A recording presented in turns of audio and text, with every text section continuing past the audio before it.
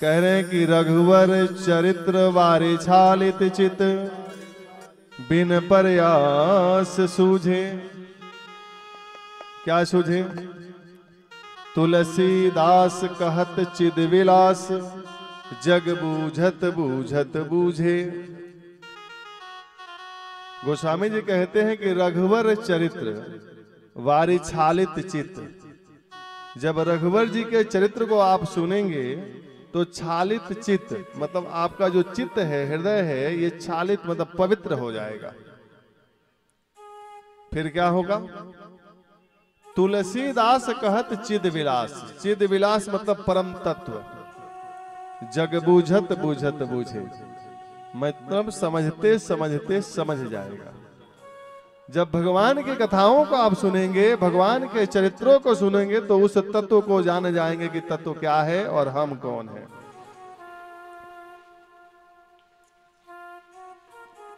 एक व्यक्ति ने हमें कथा के पहले बोला था कि महाराज जी, आप लोग जो कथा सुनाते हैं तो यही बताते हैं कि बर्दाश्त करो, कोई गलती करता है फिर भी क्षमा करो, सहनशील बनो, किसी को कष्ट ना दो। कथा में आप लोग यही बताते हैं। हमने उनसे कहा कि देखिए, कथाएं कई प्रकार की हैं। हो सकता है कि आपने कथा सुना हो और उसमें इसी बात पे ध्यान दिया हो और बाकी बातों पे ध्यान न दिया हो। जो भी विद्वान से शिक्षा ग्रहण किया है, चाहे कोई भी वक्ता हो, वो जीवन जीने की सारी बातें बताता है कथा के अंतर्गत। और विश्व में जितनी भी बातें बोली जाने वाली है, ये सब व्यासो उच्छिष्ट जगत सर्वम, वेद व्यास जी का ही जूठा पूरे विश्व में बोली जाती है। ऐसा कुछ नहीं जो वेद पुराणों में न लिखा गया हो और वेद व्यास जी ने न लिखा हो। हमारे सनातन धर्म में सिर्फ बर्दाश्त करने की नहीं सिखाई जाती। आप सहते रहो और जिसे जो करना है वो करते रहे, ऐसा नहीं है। आप मर्यादा में रहो और दूसरा एक अमर्यादित रहे, ऐसा नहीं है। हमारे सनातन धर्म में मर्यादा में रहना भी सिखाया है। मर्यादा में रहना है आपको, धर्म का पालन करना है आपको, क्योंकि धर्मेण हीनः पशु भी समान। जब धर्म से विहीन व्यक्ति हो जाएगा तो पशु के समान हो जाता है। 4 स्त्री बैठी है, एक माँ है, एक पत्नी है, एक बेटी है, एक बहन है। कौन माँ है, कौन पत्नी है, कौन बेटी है, कौन बहन है, ये कौन बताता है? ये सिर्फ हमारा धर्म बताता है। और यही पशुओं में नहीं है। कौन माँ है और कौन बेटी है, पशुओं को नहीं पता। इसलिए धर्मेण हीनः पशु भी समान, धर्म से विहीन व्यक्ति पशु के समान होता है। धर्म का पालन करना ही पड़ेगा, लेकिन धर्म आप मानो तब तो, धर्म आप जानो तब तो। पहले तो धर्म जानो। हमारे सनातन धर्म में राम जी ने बताया मर्यादा में कैसे रहना है, और यदि कोई मर्यादा में नहीं रहता तो कृष्ण ने बताया कि मर्यादा में कैसे रखना है। राम जी ने बताया मर्यादा में कैसे रहना है, और यदि कोई मर्यादा में न रहे तो उसे कैसे रखना है, ये श्री कृष्ण ने बताया। जब प्रभु राम ने जनक जी के स्वयंवर में शिव जी की धनुष तोड़ी थी, कब? सीता जी से विवाह करने के लिए। वहां पूरे विश्व के राजा आए थे, और जब धनुष तोड़ दिया तो राजाओं ने कहा राम लक्ष्मण से कि ये छोटे छोटे बालक हमारे सामने सीता को कैसे लेके चले जाएंगे। सब राजा गाल बजाने लगे। भगवान राम ने सोचा कि यदि हम इनके साथ युद्ध करते हैं तो विश्व युद्ध हो जाएगी, क्योंकि पूरे विश्व के राजा जनक के दरबार में आए थे धनुष तोड़ने के लिए। तो राम जी ने क्या किया, मर्यादा पुरुषोत्तम है, उन्होंने संकल्प लिया और परशुराम जी का मन ही मन आवाहन किया।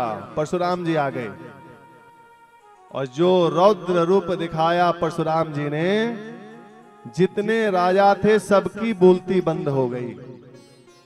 परशुराम जी ने कह दिया कि जिसने इस धनुष को तोड़ा है वो सहस्त्र बाहु के समान मेरा दुश्मन है और मेरे सामने आ जाए, नहीं तो सब राजा मारे जाएंगे, एक भी नहीं बचेगा।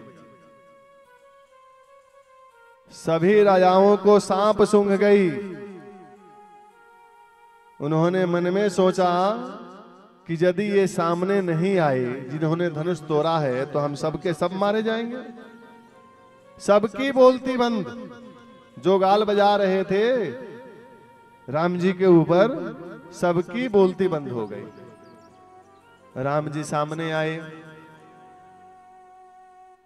और जब राम जी सामने आए तो उनके छाती पर भृगुलता, जो भृगु जी ने भगवान विष्णु को चरण प्रहार किया था, उस चिन्ह को परशुराम जी ने देख लिया तो पहचान गए कि राम कौन है। राम जी को उन्होंने प्रणाम किया। राम जी को प्रणाम करके परशुराम जी चले गए। तो जो राजा गाल बजा रहे थे सब राजाओं ने देखा कि परशुराम जी की हवा इन दो बालकों ने, छोटे छोटे बालकों ने निकाल दिया, तो ये कितने खतरनाक होंगे भाई। सब राजा जो बोल रहे थे ना, सब प्रणाम करके चले गए। तो ये भगवान राम ने परोक्ष रूप से अपनी सत्ता को कायम किया और भगवान कृष्ण ने सनातन धर्म की सत्ता प्रत्यक्ष रूप से कायम किया।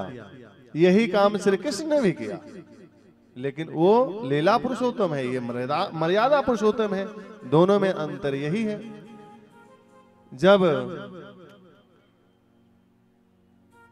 इसी दिल्ली के अंदर राजसूय जग राजा युधिष्ठिर कर रहे थे और उसमें भी पूरे विश्व के राजा आए थे।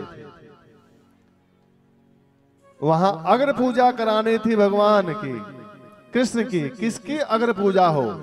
तो जरासंध का पुत्र सहदेव ने कहा कि अग्र पूजा के योग्य तो कृष्ण ही है। पितामह भीष्म ने कहा कि सहदेव बच्चा है, लेकिन बच्चा भी ऊंची बात करता है, धर्मवत बात करता है, तो उसकी बात माननी चाहिए। पितामह भीष्म ने अनुमोदन किया और वहीं पर एक जरलाहा शिशुपाल भी बैठा था। उसने कहा कि यही कृष्ण है कि विवाह करने के लिए हम गए थे और दुल्हन लेकर के ये चले गए। आज मौका है कि उसका हिसाब कर लूं। वैसे तो रोज गाली देता था 100 श्री कृष्ण को, पानी पी पी करके गाली देता था। उस दिन शिशुपाल ने कहा कि इतने सभा में वरिष्ठ लोग बैठे हुए हैं और इनके सामने इस ग्वारिया की पूजा होगी, जो ना तो कहीं का राजा है और ना ही इसके खानदान की पता है कि किस खानदान का है, और इसकी पूजा होगी। शिशुपाल भगवान कृष्ण को गाली पर गाली देता चला गया। कृष्ण की तरफ से पांडव खड़े हो गए, शिशुपाल हम तुम्हें छोड़ेंगे नहीं, तुम कृष्ण को गाली दे रहे हो। अब जब कृष्ण के तरफ से पांडव खड़े हो गए तो शिशुपाल की तरफ से भी राजा लोग खड़े हो गए कि अभिव्यक्ति की आजादी होनी चाहिए। शिशुपाल को भी बोलने का हक है, जो बोल रहा है उसे बोलने दो। अब दो पक्ष हो गया, पांडवों के पक्ष में राजा खड़े हो गए, शिशुपाल के पक्ष में राजा खड़े हो गए, दोनों पक्ष से राजा खड़े हो गए। भगवान ने देखा कि ये तो बड़ा गड़बड़ स्थिति है, यहां तो युद्ध की संभावना बन रही है। अब अभिव्यक्ति की यदि आजादी हो तो आप कुछ भी बोलेंगे। इसी जेएनयू में, ये दिल्ली के अंदर एक जेएनयू का छात्र ने पहले बोला था कि भारत तेरे टुकड़े होंगे 1000। आप सब लोगों को पता है, इसी दिल्ली के अंदर बोला था। और उसके पीछे लोग पड़ गए, कहा कि वाह क्या खूब कहा है। अरे क्या खाक कहा है,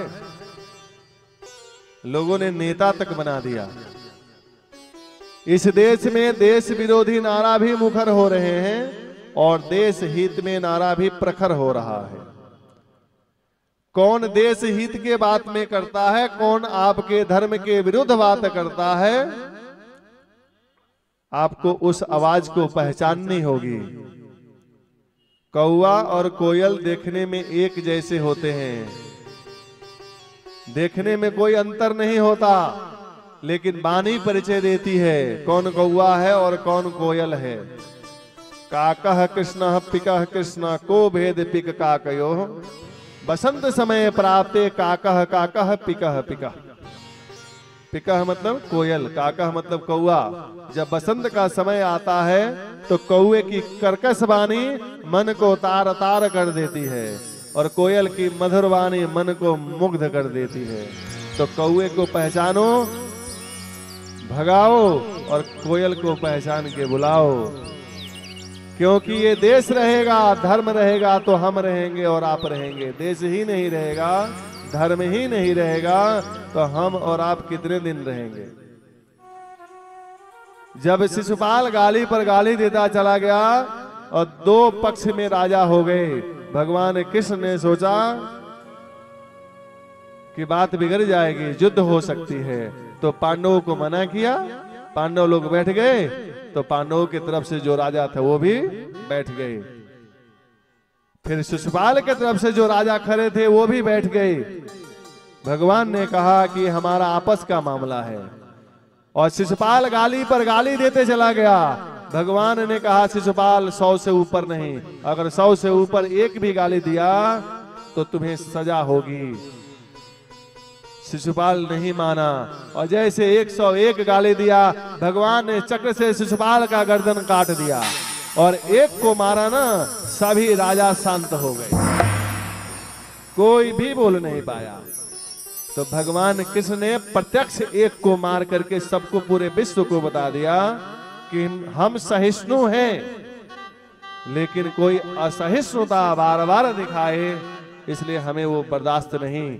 हमारे ऋषियों ने कहा है जितना सहने की शक्ति है सहो, लेकिन ऋषियों ने यह भी मंत्र दिया है कि जो जिस भाषा में समझे उस भाषा में उसको समझाओ। सठे साठ्यम समाचरे, मतलब जो जिस भाषा में को समझता है उसी भाषा में उसको समझाना चाहिए। ये नहीं कि कोई अन्याय करता है और आप सहते रहो, ये हमारा धर्म नहीं बताता। एक व्यक्ति ने बोला था, इसलिए हम इस पर थोड़ा बोल दें।